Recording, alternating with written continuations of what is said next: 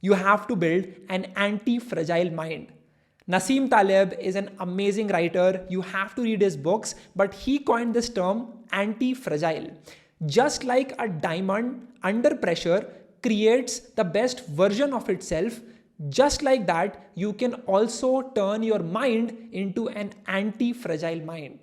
An anti-fragile mind is basically your mindset which, when undergoing through challenges and failures, becomes better, becomes stronger. And that is what your goal should be in the next coming weeks as you get into 2024. The most important thing to do is to start changing the way you think about yourself. There is one quote which has kept me up at night multiple times, and that is, a man's first death happens when he has zero hobbies or intellectual interests, wasting the most crucial time chasing one dopamine hit after the other until his inevitable death. The bottom line is, you need to work on your mind. You need to clear out all of the distractions and focus on what truly matters. The biggest mistake we all make is that we focus too much on managing our time and very little on managing our energy levels. The reality is, you will do the best work of your life not because of the time in your hand, but because of the energy levels that you are on currently. Sadly, most of us are having a low energy level. Personally, I manage my energy levels with a 3-step process. Number one, I'll start my day with an upbeat music. For me,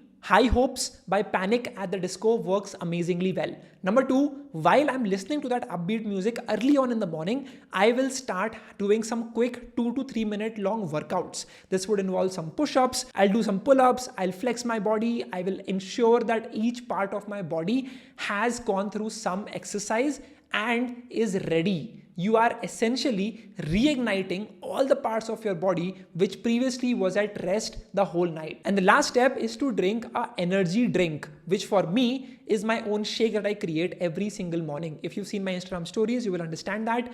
Essentially, I take one banana, one apple, I take some walnuts, dates, I'll take cashews, almonds, I will take some whey protein, I'll take some creatine, I'll mix it all together, I'll grind it, and then I'll have it early on in the morning. One big glass of energy drink, the workout, the upbeat music, and I am good to go with high energy levels throughout the day. So once you manage your energy level, the next step is to take care of your focus. There are so many distractions that are asking for our attention. The best thing you can do is to clear all the clutter around you. The first thing I do in the morning is I make my bed and I clear out all of the unnecessary stuff, right? There might be some packages, there might be some books, there might be some electronic items. I'll just take that and put it all in my cupboard so that I just have my one screen. I have my laptop, I have my keyboard and my mouse, and I have my notebook where I can write all of my thoughts. Just that on my table and I'm good to go. The best way to focus is to clear the clutter. Number two, you need to put on a good binaural beats on a noise cancelling headphone. You can also use simple earphones if you don't have that, but put that on and that will put you in this flow state, right? Once you get through like 10-15 minutes of listening to that binaural beats and you don't have any calls, you don't have any sounds from the outside world, and you are focused, that is when you'll start creating amazing ideas for the work that you're doing. Secondly, you divide all of your work in 25-minute chunks. So let's just say that you have some assignment to do which will take you 2 hours. Instead of saying that I have to complete a 2-hour-long assignment, which sounds humongous as a task, you just say, I need to finish 25 minutes and do this one segment of my assignment. Just focus on that. You are listening to binaural beats, you are having the noise cancelling headphones, and you're focused on that one task. Get done with that, take a 5-minute break in which you're not scrolling on reels, but you're actually doing something to rejuvenate yourself. You're drinking some water, you are going out for a walk, you are laying on the bed and just refreshing. And once you do that, get back in for the next work block and just create these work blocks throughout the day. If you can have 2 to 4 hours of focused work, that's all that you need. Seriously, you don't need to work 10 hours. You just need to have 2 to 4 hours of focused work.